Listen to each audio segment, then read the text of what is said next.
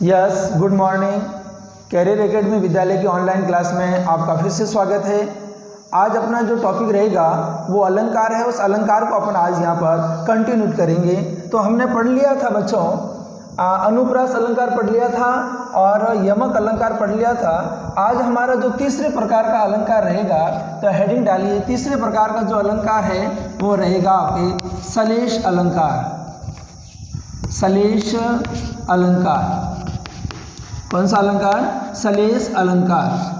ध्यान दे बच्चों, सलेश अलंकार। तो सबसे पहले सलेश अलंकार का शाब्दिक अर्थ अपन को समझना है। सलेश अलंकार का मतलब होता है चिपका हुआ। चिपका हुआ, सलेश का अर्थ होता है चिपका हुआ। अब आपको समझना है कि चिपका हुआ क्या है। चिपका हुआ ये है कि इसके अंदर जो अर्थ है वो चिपका हुआ है। उस अर्थ को अपन को क्या करना है? खोजकर बाहर निकालना है। तो सलेश का मतलब समझ में आ गया होगा, चिपका हुआ, और उस चिपके हुए को अपन को क्या करना है? बाहर निकालना है। अब अपन इसकी परिभाषा देखते हैं कि सलेश अलंकार की परिभाषा क्या है। तो परिभाषा लिखिए, जब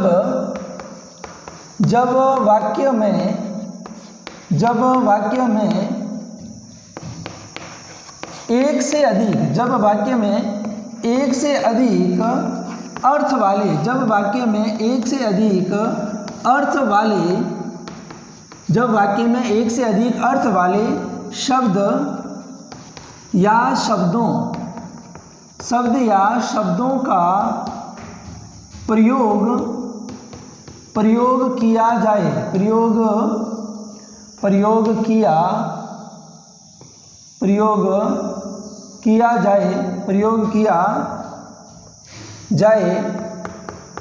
अर्थात मैं यूँ कह सकता हूँ, अर्थात एक से अधिक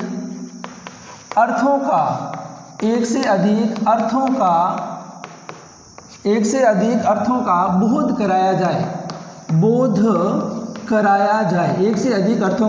कराया जाए, वहाँ सलेश अलंकार होता है। वहाँ सलेश अलंकार होता है। इस चीज़ का ध्यान रखें, वहाँ पर सलेश अलंकार होता है। कहाँ पर? कि जब वाक्य में एक से अधिक अर्थ वाले शब्द या शब्दों का प्रयोग किया जाए। आपको ये ध्यान रखना है कि शब्द एक बार आएगा। शब्द कितनी बार आएगा? एक बार आएगा। उनको भिन्न भिन्न प्रकार की परिस्थिति के आधार पर उनका अलग अलग अर्थ किया जाएगा। इस चीज़ का विशेष रूप से ध्यान दें। एक उदाहरण के माध्यम से अपन इसको समझेंगे।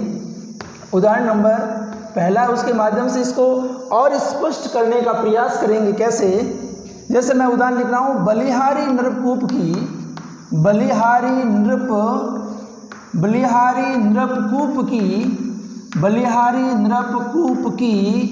गुण बिन बूंद न दे।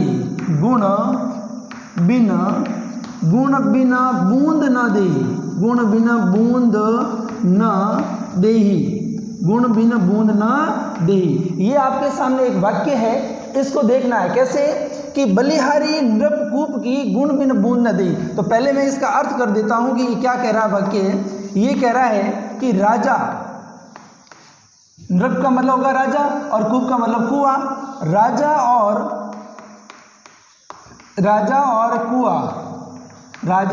कुआं गुण के बिना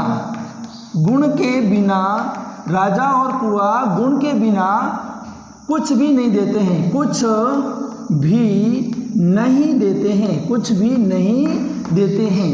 ये इसका शाब्दिक अर्थ हो गया इसका। क्या? कि बलिहारी नृपकूप की गुण बिन बूंद न दे। तो यहाँ इसका अर्थ ये है कि राजा और कुआं गुण के बिना कुछ भी नहीं देते। तो यहाँ पर उनको समझना क्या है? यहाँ समझना ये है कि यहाँ नृप और कूप के संदर्भ में एक शब्द आया है, गुण। क्या शब्द आया है? गुण। तो मैं ये लिख सकता हूँ कि वो शब्द कौन सा है? गुण। और ये गुण कितने रूप में प्रकट होगा? ये गुण, इस गुण का अर्थ है वो दो होगा। तो मैंने पहले बताया था सलेश अलंकार में कि शब्द है वो एक बार आएगा और उस शब्द का जो अर्थ है वो दो या दो से अधिक बार भी हो सकता है। तो शब्द एक बार आए और अर्थ दो या दो से अधिक बार होगा। तो ये गुण है, इसके दो अर्थ हैं। गुण के कितने अर्थ हैं? 2। किसके संदर्भ में? नंबर 1 राजा। राजा के संदर्भ में तो क्या होगा कि राजा जब कोई भी व्यक्ति अच्छा, राजा का के संबंध में इसका अर्थ होगा सद्गुण। ये सद मतलब अच्छा गुण। और उसी प्रकार इस गुण का दूसरा संदर्भ कौन है? कूप है। और कूप का मतलब क्या होगा? कूप का मतलब कुआं होगा। और रस्सी, इसका शाब्दिक अर्थ क्या हो जाएगा? रस्सी हो जाएगा। क्यों? क्योंकि यदि रस्सी अच्छी होगी तो कुआं काम करेगा, वो अपना गुण बताएगा। और राजा यदि अच्छा होगा, कोई व्यक्ति अच्छा गुण का काम करेगा तो राजा उसको क्या देगा? फल देगा। तो यहाँ आपको समझना है गुण शब्द है और उसके 2 संदर्भ में इसका अपन ने अर्थ लिया। नंबर 1 राजा के संदर्भ में सद्गुण होगा और कूप के संदर्भ में उसी गुण का अर्थ क्या होगा? रस्सी अर्थ होगा। तो समझ में आगे होगा कि जहाँ पर शब्द एक बार आए और उसका भिन्न भिन्न परिस्थिति के अनुसार अलग अर्थ ग्रहण किया जाए, वहाँ पर अपना होगा सलेश अलंकार। अब नंबर 2 उदाहरण के माध्यम से और इसको स्पष्ट करते हैं। उदाहरण नंबर 2, पानी गए न उबरे। पानी गए न उबरे। पानी गए न उबरे। पानी गए न उबरे। मोती मानुक चून। मोती मानुक चून। पानी गए न उबरे मोती मानुक चून। एक ये शब्द आया है, वाक्य आया है। क्या वाक्य आया है? कि पानी गए न उबरे मोती मानुक चून। पानी यदि चला गया, इस संसार से पानी का यदि अस्तित्व समाप्त हो गया तो पानी गए न उबरे, यानी पानी जब चला जाएगा तो यहाँ पर कुछ भी नहीं बच सकता है। तो इसलिए इसका अर्थ बताया है पानी। तो आपको समझना है किसका अर्थ अपन को करना है? पानी। वो शब्द कौन सा है? पानी। इस पानी का अर्थ 3 परिस्थितियों में हुआ है। कितनी परिस्थितियों में? 3। नंबर 1 मोती के संदर्भ में इसका अर्थ, नंबर 2 इसी पानी का मानु के संबंध में अर्थ, और नंबर 3 इसी पानी का चून के संबंध में अपन को अर्थ अलग अलग होगा। देखो शब्द एक बार है, परिस्थितियाँ 3 हैं, तो उन तीनों परिस्थितियों के अनुसार इसका अर्थ है वो क्या होगा? भिन्न भिन्न होगा। इसी पानी का मोती के संदर्भ में क्या अर्थ होगा?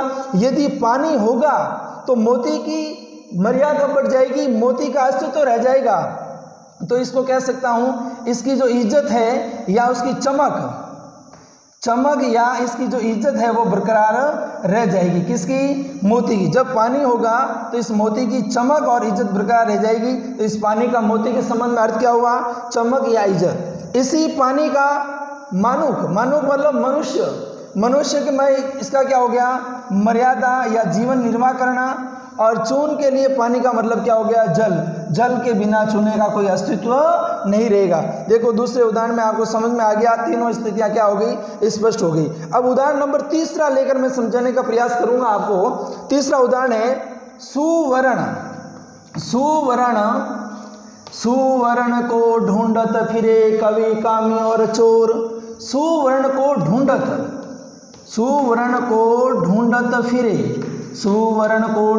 फिरे कवि कामी और चोर। कवि कामी और चोर आपको याद रखना है, अच्छे से आप इसको कर पाओगे, थोड़ा समझना है। सुवर्ण को ढूंढत फिरे कवि कामी और चोर। अब देखो सुवर्ण का मतलब होगा अच्छा वर्ण। क्या होगा? अच्छा वर्ण। शब्द वही आया है लेकिन परिस्थितियां भिन्न भिन्न है। परिस्थितियां भिन्न भिन्न कौन सी है? नंबर 1 देखो सुवर्ण का कवि के संदर्भ में, तो कवि के संदर्भ में क्या होगा? कवि अपने आप को अच्छा क्या देखेगा? तो कवि के लिए होगा सुंदर वर्ण। क्या होगा? सुंदर वर्ण। समझ में आ गया होगा कैसे? क्योंकि कवि हमेशा कविताओं का निर्माण करता है। कवि ये चाहता है, कवि ये देखता है कि मेरी कविता सुंदर हो, मेरे वर्णों में निखार आए, मेरे वर्ण अच्छे हो। तो उसी प्रकार इस सुवर्ण का अर्थ कवि के संदर्भ में तो होगा सुंदर वर्ण। नंबर 2 कामी का मतलब होता है जो कामुक व्यक्ति होता है। कौन होता है? कामुक व्यक्ति। उसके लिए सुवर्ण क्या होगा? उसके लिए होगा सुंदर वर्ण वाली स्त्री। सुंदर वर्ण वाली स्त्री। समझ में आ गया होगा। कोई भी कामी व्यक्ति होगा तो इस कामी व्यक्ति के संदर्भ में सुवर्ण का अर्थ क्या हो जाएगा? सुंदर वर्ण वाली स्त्री। और नंबर 3 ये जो शब्द आया है चोर, और चोर क्या चाहेगा? चोर के लिए सुवर्ण क्या होगा? चोर को यदि सोना मिल जाए, स्वर्ण प्राप्त हो जाए, गोल्ड मिल जाए, स्वर्ण या सोना, यानी चोर को सोना प्राप्त हो जाएगा तो उसको इस संसार में उसके अलावा कोई भी चीज़ अच्छी नहीं लगती है। तो आपको समझना है शब्द एक बार हो लेकिन अर्थ प्रत्येक बार भिन्न हो। और अर्थ भिन्न कैसे होगा? अर्थ निर्भर करेगा उस वाक्य की परिस्थितियों में, अलग अलग परिस्थितियों के कारण उसका अर्थ क्या होगा? अलग होगा। तो ये अपना यहाँ अलंकार का नाम है सलेश अलंकार। आपको अच्छे से समझ में आ गया होगा। तो शब्द अलंकार में हमने 3 पढ़े थे। नंबर 1 अनुप्रास अलंकार। क्या कहता है अनुप्रास अलंकार? अनुप्रास अलंकार ये कहता है जब वाक्य में एक या एक से अधिक बार वर्णों की क्या हो? आवर्ती। वर्णों की आवर्ती, ध्यान रखना, वर्णों की आवर्ती। वर्णों की आवर्ती मतलब आपका अनुप्रास अलंकार। कौन सा अलंकार? अनुप्रास। नंबर 2 यमक अलंकार क्या कहता है कि शब्द 2 या 2 से अधिक बार आए, शब्द 2 या 2 से अधिक बार आए लेकिन प्रत्येक बार उसका अर्थ क्या हो? भिन्न हो, वह होगा यमक अलंकार। जब वाक्य में एक से अधिक अर्थ वाले शब्दों का प्रयोग किया जाएगा प्यारे छात्रों, वहाँ पर होगा अपना सलेश अलंकार। इसी के साथ में ये सलेश अलंकार टॉपिक कंप्लीट होता है। नेक्स्ट अपना हेडिंग डालिए आप। नेक्स्ट रहेगा अर्थालंकार। और उस अर्थालंकार के अंदर हम सबसे पहला लेंगे, बहुत इंपॉर्टेंट है अर्थालंकार। यहाँ पर शब्दालंकार का मैंने कंप्लीट करवा दिया। अब अपनों को लेना है अर्थालंकार। कौन सा लेना है? अर्थालंकार। अच्छे से समझने का प्रयास करेंगे। तो नंबर 2 में आप डालिए अर्थालंकार। अर्थालंकार कौन सा अलंकार? अर्थालंकार। अर्थ के आधार पर चमत्कार उत्पन्न होगा। अर्थालंकार में मैं यह लिख रहा हूँ नंबर 4 लगाएंगे अपन, क्योंकि 3 तक तो वो पढ़ लिए थे। और नंबर 4 अपना रहेगा उपमा अलंकार। तो हेडिंग होगी अपनी उपमा अलंकार। कौन सा होगा? उपमा अलंकार। अब उपमा अलंकार का पहले शाब्दिक अर्थ समझिए। उप प्लस मा, उप प्लस मा। उपमा का मतलब क्या होगा? किसी की तुलना करना, किसी की विशेषता बताना। किसके कारण विशेषता बताएंगे हम? किसी गुण धर्म के आधार पर। किसके आधार पर? गुण धर्म के आधार पर। तो प्रिय छात्रों देखिए यहाँ पर परिभाषा में लिख रहा हूँ, जब किसी वस्तु की उसके विशेष, जब किसी वस्तु की उसके विशेष गुणधर्म स्वभाव दशा के क्या लिख रहा हूँ मैं बच्चों? समझने का प्रयास करना। जब किसी वस्तु की उसके विशेष गुणधर्म स्वभाव दशा के आधार पर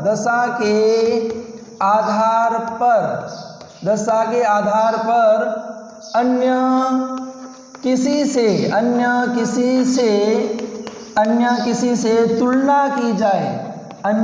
से तुलना की जाए, क्या की जाए?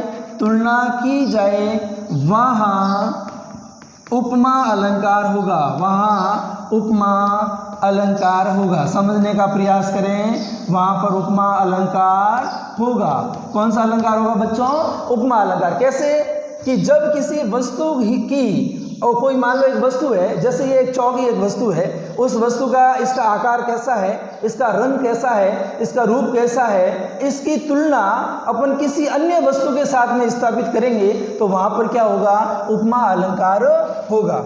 यहाँ तक समझ में आ गया होगा उपमा अलंकार। अब देखिए, अब मैं एक चीज़ लिखता हूँ, आपको यहाँ पर नोट करवा रहा हूँ कि यदि आपको पहचान करनी है एग्जाम में, पहचान कैसे करोगे कि यहाँ पर उपमा अलंकार है? तो एक सामान्य से बता देता हूँ, वाचक शब्द लिखता हूँ मैं यहाँ पर। उपमा के वाचक शब्द, याद रखना, उपमा के वाचक शब्द यानी उपमा अलंकार है। और उस उपमा अलंकार के वाचक शब्द कौन से, वो आपको कॉपी में नोट करना है। यदि आपको कहीं लिखा हुआ आ जाए सम, क्या लिखा आ जाए? सम। लिखा आ जाए सरिस, क्या लिखा आ जाए? सरिस। सम, सरिस, समान, तुल्य, तुल्य, क्या लिखा जाए, तुल्य। याद रखना बहुत इंपॉर्टेंट है, सम, सरिस, समान, तुल्य।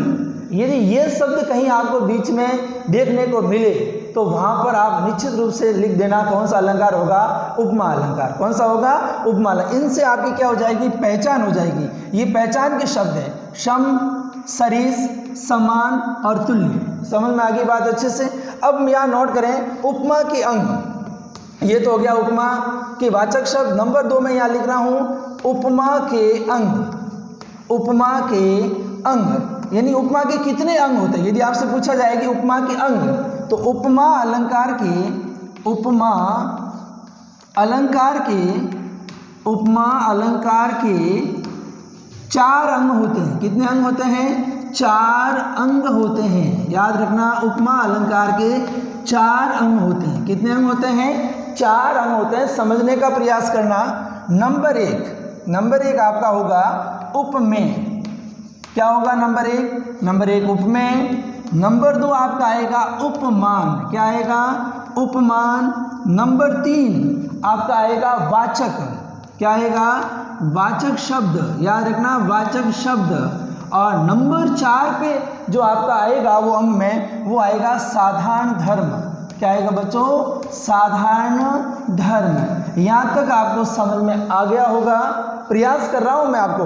देखिए उपमा के आपके अलंकार के 4 अंग आपको याद रखना। नंबर 1 उपमेय, नंबर 2 उपमान, नंबर 3 वाचक शब्द और नंबर 4 साधारण धर्म। अब एक एक करके इनको समझने का प्रयास करेंगे। नंबर 1 में यहाँ नोट कर रहा हूँ उपमेय। क्या कर रहा हूँ, उपमेय। जब किसी वस्तु की तुलना की जाए, जब किसी वस्तु की तुलना की जाए, तो वह क्या कहलाता है, उपमेय कहलाता है। उपमेय कहलाता है। जब किसी वस्तु की तुलना की जाए तो वो क्या कहलाता है, उपमेय कहलाता है। कैसे, यानी अपन जिसकी तुलना कर रहे हैं, जिसकी क्या कर रहे हैं, तुलना कर रहे हैं, वो क्या होगा, उपमेय होगा। इस चीज़ का विशेष रूप से ध्यान दें। जिसकी तुलना करेंगे वो क्या होगा, उपमेय होगा। यहाँ तक एक बार अपनी कॉपी में आप क्या करें, नोट डाउन करें।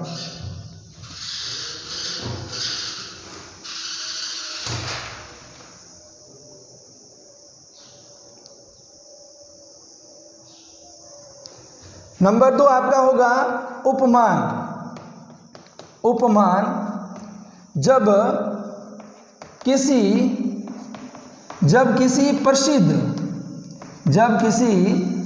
प्रसिद्ध वस्तु की तुलना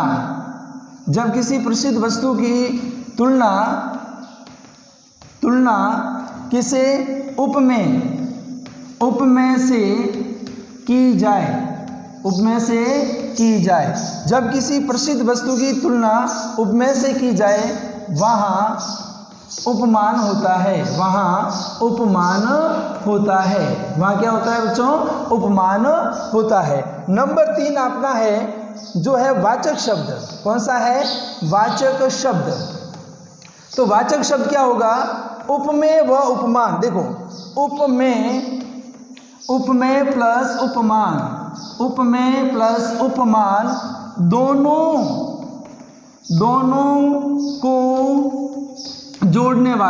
दोनों को जोड़ने वाला कह सकता हूं मैं। याद रखना, दोनों को जोड़ने वाला। किन को जोड़ने वाला, उपमेय और उपमान। उपमेय प्लस उपमान दोनों को जोड़ने वाला शब्द होगा, वो कौन सा होगा, वाचक शब्द।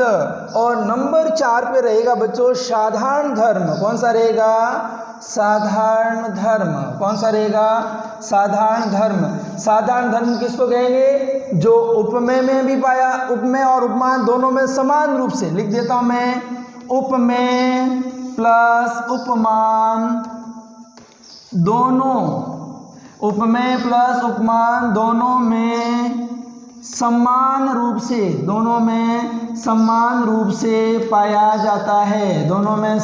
से पाया जाता है। कौन समान रूप से पाया जाएगा?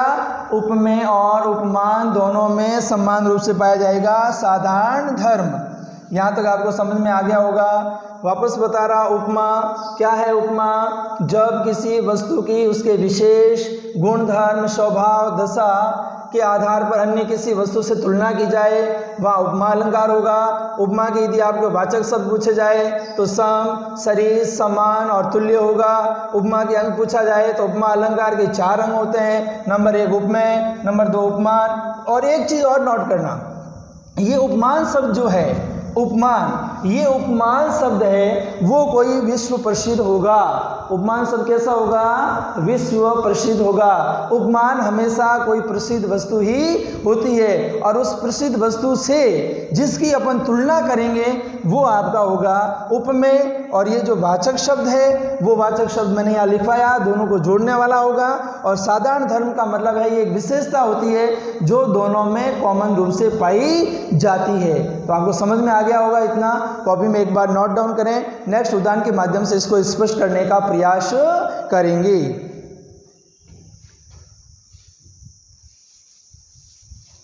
तो हम बात कर रहे हैं उपमा अलंकार की। अब आपको उदाहरण से मैं स्पष्ट करवाऊंगा ताकि आपको अच्छे से समझ में आ जाएगा कि यहाँ पर कौन सा क्या अलंकार हो रहा है और उसकी विशेषता क्या बन रही है। नंबर 1 उदाहरण लिखिए। उदाहरण नंबर 1, मुख चंद्र है। मैंने एक उदाहरण लिखा, मुख चंद्र है। क्या लिखा उदाहरण मैंने? मुख चंद्र है। अब आप देखो मुख चंद्र है, जैसे मैंने क्या लिखा? मुख चंद्र है। मैंने मुख को क्या बताया? चंद्र बताया। देखो जिसकी मैं तुलना कर रहा हूँ वो मैंने आपको पहले बताया, जिसकी अपन तुलना करेंगे वो तो होगा उपमेय। क्या होगा? उपमेय। तो देखो मुख तो क्या हो गया? उपमेय। मुख क्या है? चंद्र। मैंने क्या बोला? जिससे तुलना कर रहे हैं। और उपमान मैंने ये बताया विश्व प्रसिद्ध होगा। तो चंद्रमा को आप अच्छे से जानते होंगे, चंद्रमा हमेशा विश्व प्रसिद्ध है, इसलिए ये क्या होगा? उपमान। क्या होगा? उपमान। यहाँ तक आपको समझ में आ गया होगा। इस उदाहरण में मैंने 2 चीज़ें आपको बताई, नंबर 1 उपमेय और नंबर 2 उपमान। आपको ये ध्यान रखना है, एग्जाम में आप आराम से पहचान कर पाओगे कि मुख चंद्र है, इन मुख है वो क्या है? उपमेय है, और चंद्र है वो क्या है? उपमान है। नंबर 2 उदाहरण देखो, मुख चंद्रमा के समान, मुख चंद्रमा के समान सुंदर है। मैंने क्या लिख दिया यहाँ उदाहरण? मुख चंद्रमा के समान सुंदर है। इस चीज को आप नोट करेंगे। देखो वापस आ गया, मैंने मुख को क्या बनाया? मुख चंद्रमा के समान। मुख को किसके समान बताया? चंद्रमा के समान। मुख को किसके समान बताया? चंद्रमा के समान। तो मुख क्या होगा? जिसकी तुलना कर रहे हैं। बच्चों ध्यान देना, जिसकी तुलना कर रहे हैं वो होगा उपमेय। क्या होगा बच्चों? उपमेय। और जिससे तुलना कर रहे हैं वो क्या होगा?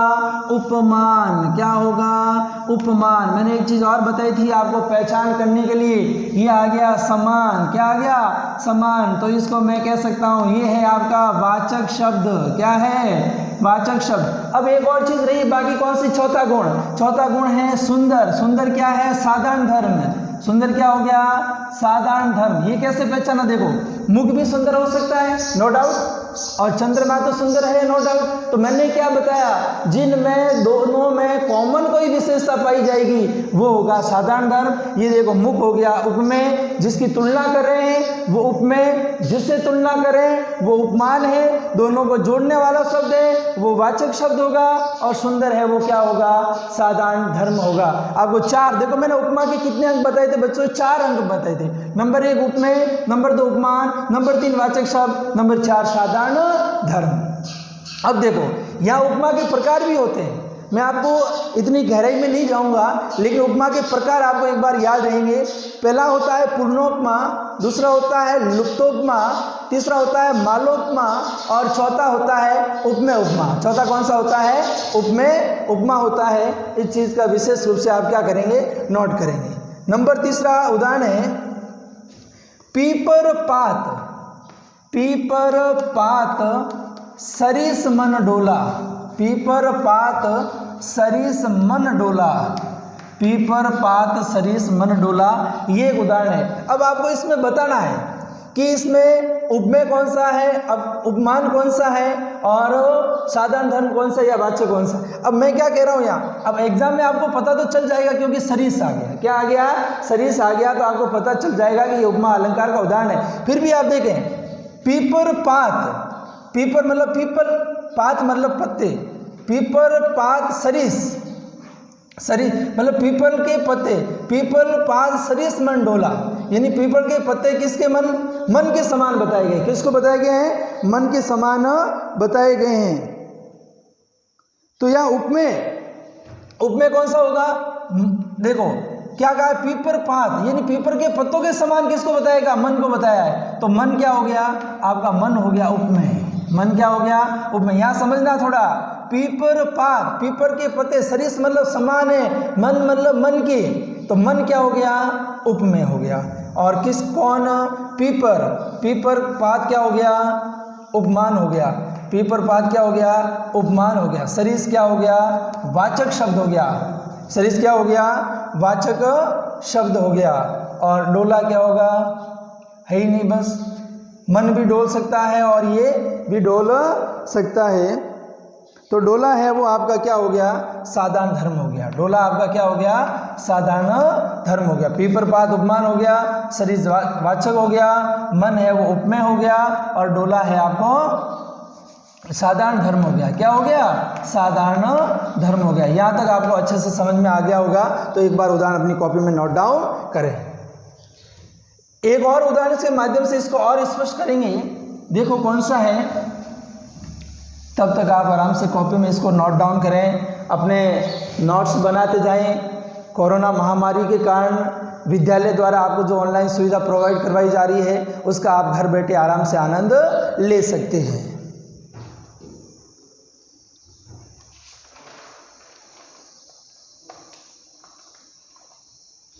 एक और उदाहरण है, चौथा, पड़ी थी बिजली सी विकराल, पड़ी थी बिजली सी विकराल। अब आपको समझने का मुझे बताना है कि इसमें कौन सा क्या होगा। पड़ी थी कोई स्पष्ट नहीं है, पड़ी थी कोई स्पष्ट नहीं है। बिजली सी मतलब अब एक चीज़ तो आपको नोट करनी है कि कोई चीज़ पड़ी थी वो किसके समान? बिजली सी। देखो सी आ गया, मतलब आपको ये समझ में आ गया कि ये वाचक तो दिया हुआ है। क्या दिया हुआ है? वाचक दिया। तो बिजली सी, तो मैं यहाँ क्या लिख देता हूँ। अब यदि आपको ऐसे नोट करना है तो नंबर 1 तो आपको क्या लिखना है? उपमेय पहचानना है। क्या पहचानना है? उपमेय। तो उपमेय क्या है यहाँ पर? देखो नंबर 2 आपको लिखना है उपमान, नंबर 3 आपको लिखना है वाचक, नंबर 4 पे आपको नोट करना है साधारण धर्म। क्या करना है आपको? साधारण धर्म। अब 4 चीज़ें अपन को पहचाननी है, तब अपन पहचान। अब पड़ी थी बिजली सी मतलब बिजली के समान कोई चीज़ पड़ी थी, वो किसके समान? बिजली के समान। इसका मतलब बिजली सी तो क्या हो गया बच्चों? बिजली तो क्या हो गया? बिजली हो गया उपमान। तो उपमान क्या आ जाएगा? बिजली। सी क्या आ जाएगा? तो सी मैंने लिख दिया, वाचक आ जाएगा। अब साधारण धर्म, कोई चीज़ पड़ी थी, बिजली भी जब गिरती है तो विकराल होती है, और कोई भी चीज़ भी जब गिरती है तो उसका रूप भी कैसा हो सकता है? विकराल। विकराल मतलब भयंकर रूप हो सकता है। तो ये मैं विकराल क्या लिख सकता हूँ? ये विकराल हो गया आपका साधारण धर्म। क्या हो गया? विकराल साधारण धर्म हो गया। अब यह उपमेय है ही नहीं। क्यों नहीं है? इसलिए यहाँ एक उपमा अलंकार का भेद होता है लुप्तोपमा। लुप्तोपमा का मतलब होता है एक अंग, 2 अंग, 3 अंग तक लुप्त हो सकते हैं, वह होगा लुप्तोपमा। तो यहाँ देखो क्या नहीं है बच्चों? यहाँ पर उपमेय नहीं है। क्या नहीं है? उपमेय नहीं होने के कारण यहाँ उपमा अलंकार का एक प्रकार होगा लुप्तोपमा। जहाँ पर चारों प्रकार के अंग मौजूद होंगे वहाँ पर होगा पूर्णोपमा। पूर्ण उपमा मतलब 4 अंग मौजूद है, पूर्णोपमा। क्लियर है बात यहाँ तक? तो आपको उपमा अलंकार अच्छे से समझ में आ गया होगा, और नेक्स्ट क्लास में हम रूपक अलंकार को करेंगे। इसी के साथ बहुत बहुत आपका धन्यवाद।